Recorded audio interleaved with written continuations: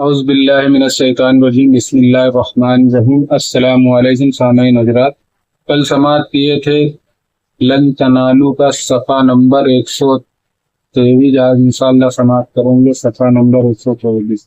ایک بار درود پاک پڑھ لو۔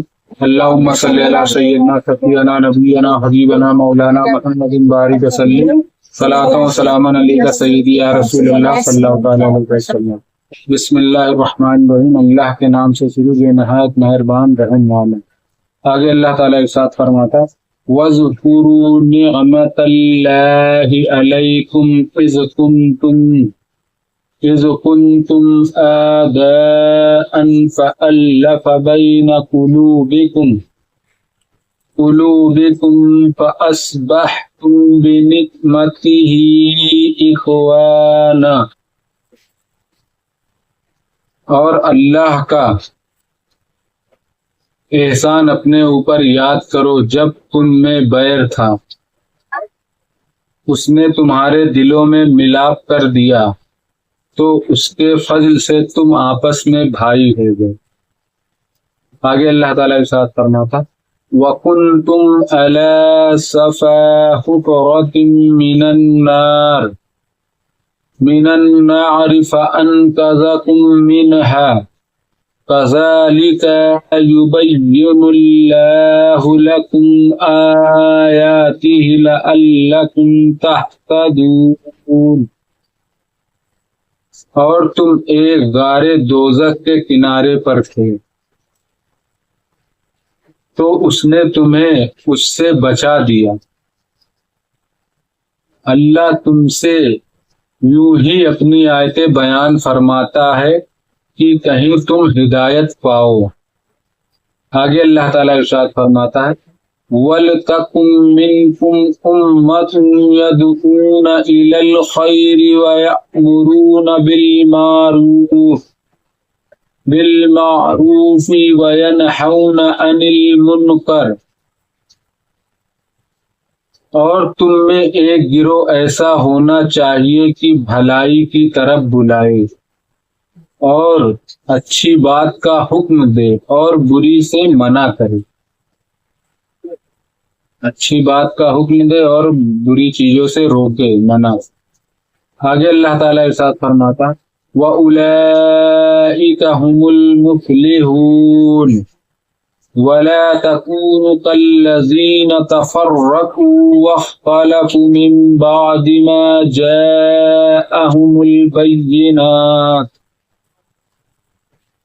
اور یہی لوگ مراد کو پہنچے اور ان جیسے نہ ہونا جو آپس میں پھٹ گئے اور ان میں پھوٹ پڑ گئی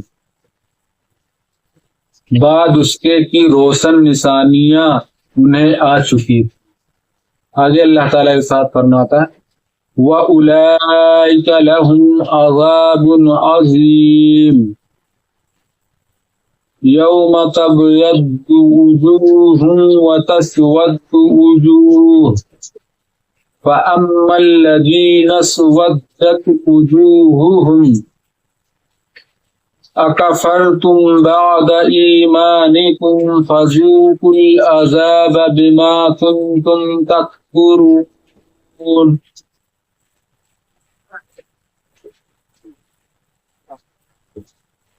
اور ان کے لیے بڑا عذاب ہے جس دن کچھ منہ اجالے میں ہوں گے اور کچھ منہ کالے، تو وہ جن کے منہ کالے ہوئے کیا تم ایمان لا کر کافر ہوئے؟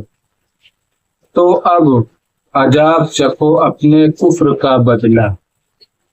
جو ایمان لا کر پھر مرتد ہو گیا، کافر ہو گیا، اس کے لیے سخت عذاب ہے۔ شان نزول۔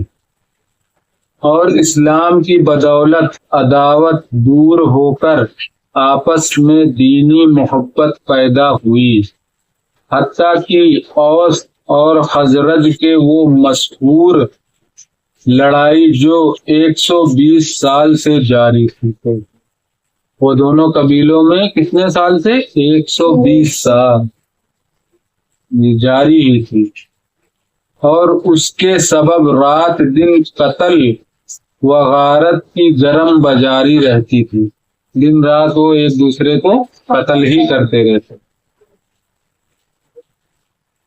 سید عالم صلی اللہ علیہ وسلم کے ذریعے اللہ تعالیٰ نے مٹا دی، ان دونوں کی جنگوں کو اللہ تعالیٰ نے مٹا دی اور جنگ کی آگ ٹھنڈی کر دی، مطلب ایک دوسرے کے دل کو ٹھنڈا کر دیا، اور جنگ جو قبیلوں میں الفت و محبت کے جذبات پیدا کر دیے۔ اللہ ہر چاہے پہ قادر ہے، وہ جو چاہے کر سکتا ہے۔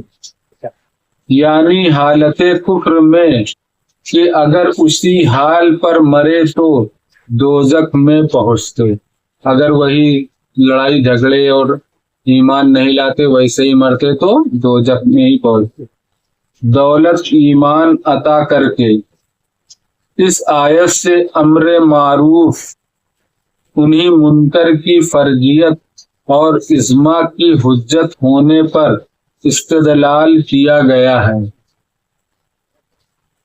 حضرت علی مرتضیٰ رضی اللہ تعالی عنہ نے فرمایا کہ نیکیوں کا حکم کرنا اور بدیوں سے روکنا بہترین جہاد ہے۔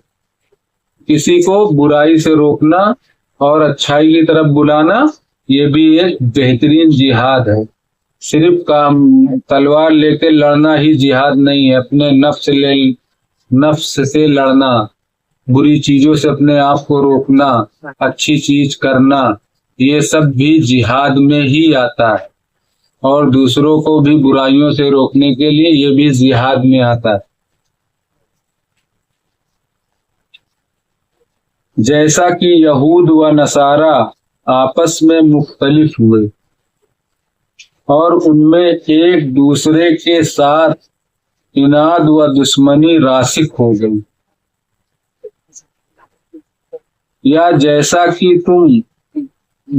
کہ خود تم زمانہ اسلام سے پہلے جاہلیت کے وقت میں متفرق تھے، وہ دونوں قبیلہ اسلام لانے سے پہلے تو ایسے ہی تھے نا، ایک دوسرے سے متفرق ہی تھے، تمہارے درمیان بغض و عناد تھا، ایک دوسرے کے لیے دل میں حسد رکھتے تھے۔ مسئلہ اس آیت میں مسلمانوں کو آپس میں اتفاق و اجتماع کا حکم دیا گیا، آپس میں اتفاق رہنا چاہیے سب سے، اور اختلاف اور اس کے اسباب پیدا کرنے کی ممانعت فرمائی گئی۔ احادیث میں بھی اس کی بہت تاکید وارد ہے، اختلاف سے بچو، ایک دوسرے سے محبت سے رہو، تفرقہ نہ ڈالو ایک دوسرے میں، اور اس میں حدیث میں اس کے بہت ساری آیت وارد ہیں، بہت ساری حدیثیں ہیں اس بارے میں، اور جماعت مسلمین سے جدا ہونے کی سختی سے ممانعت فرمائی گئی ہے۔ تم اپنی الگ جماعت بنا لو، نیا فرقہ بنا لو، تو یہ سب کی بہت ممانعت فرمائی گئی ہے۔ جو فرقہ پیدا ہوتا ہے اس حکم کی مخالفت کر کے ہی پیدا ہوتا ہے، جو پہلے سے حکم ہے اب اس حکم کو نہیں مان رہے ہیں تو وہ اپنی دوسری جماعت بنا کے نیا فرقہ کھڑے کر دیتے ہیں۔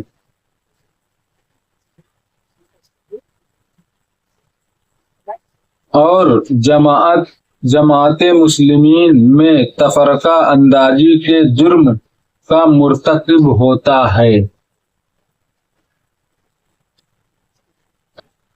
اور حسب ارشاد حدیث و شیطان کا شکار ہے۔ شیطان ہی بلبلاتا ہے نا فرقہ واریت کر کے، وہی سب کے دلوں میں سب چیز ڈالتا ہے کہ ایسے کرو ایسے کرو، برے کام کرو، اچھے کام نہ کرو، بری طریقے سے رہو۔ اعاذنا اللہ تعالی منہ، اور حق واضح ہو چکا تھا، یعنی کفار ان سے تو بیخن کہا جائے گا، اس کے مخاطب یا تو تمام کفار ہیں۔ اس صورت میں ایمان سے روز میثاق کا ایمان مراد ہے۔ جب اللہ تعالی نے ان سے فرمایا تھا کیا میں تمہارا رب نہیں ہوں، سب نے بل یا کہا تھا، بل یا کہا تھا، ہاں تم ہمارے رب ہی ہو کہا تھا، اور ایمان لائے تھے جب سب روح ہی تھے، جسم نہیں بنے تھے تب۔ اب جب دنیا میں کافر ہوئے تو ان سے فرمایا جاتا ہے کہ روز میثاق ایمان لانے کے بعد تم کافر ہو گئے۔ پہلے تو سب جتنی سب چاہے جو ہو دنیا کی، چاہے جو انسان ہو، ہندو ہو، عیسائی ہو، کرسچن، ان سب کی روحیں سب نے جب اللہ تعالیٰ نے فرمایا کہ کیا میں تمہارا رب نہیں، تو سب نے یہی کہا تھا بل ہوگا تم ہمارے رب تھے اس کے۔ مگر اب جب جسم کے ساتھ دنیا میں آ گئے تو اسلام کی مخالفت ہو گئی، کافر ہو گئے۔